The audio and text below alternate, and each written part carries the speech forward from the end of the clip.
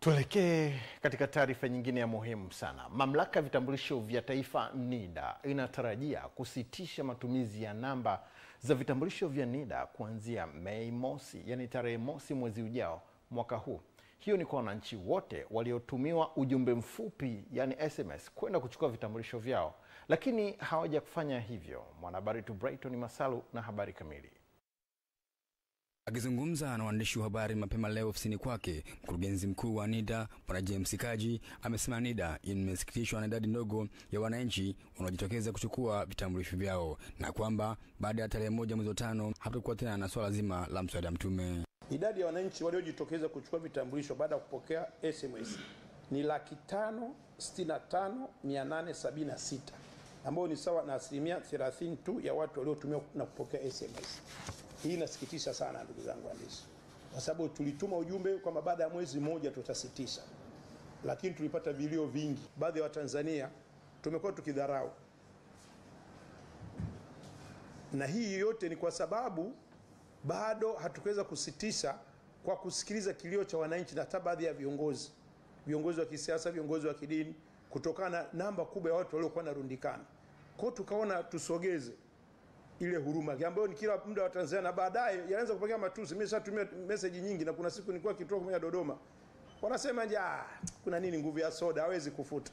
Kwa ina maana kila mtu ana message hiyo, lakini wengine walikuwa wakifika anasema nilisahau au nimefuta. Hivi kweli jamani, utumiwe message kwamba unatakiwa ofisi ya TASAF ukachukue milioni 50, utafuta hiyo?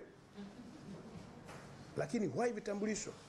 Lakini kwa sababu tumekuwa ni waungwana na kwamba tukijali kilio cha Watanzania, lakini imekuwa ni mchezo. Napenda kuwajulisha rasmi, si kwa utani, kuanzia tarehe 1 mwezi wa 5 tunasitisha matumizi ya namba za NIDA kwa wale wote ambao walishatumiwa SMS za kwenda kuchukua vitambulisho. Katika hatua nyingine, Kaji amesema NIDA ipo katika hatua za mwisho kuja mfumo mpya wa kusajili kuanzia watoto wadogo wanapozaliwa. Kwa tulitoa hiyo kwamba jamani, tuliruhusu kwamba una mtu yote mtumie hiyo SMS na namba yako, hii namba yako ya NIDA. Akifika pale akionyesha, akiandika na namba yako ile pale, kwa hiyo una utaratibu, watachukua details zake na utapata kitambulisho.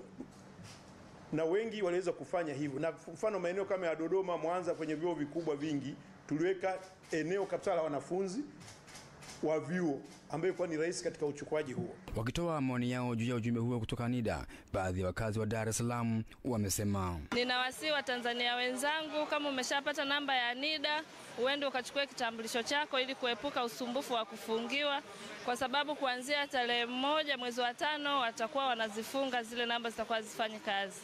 Mimi binafsi nilitumiwa message ya NIDA kwa kitambulisho changu tayari kimeshatoka na nikakifuata nikaenda kukichukua makao makuu.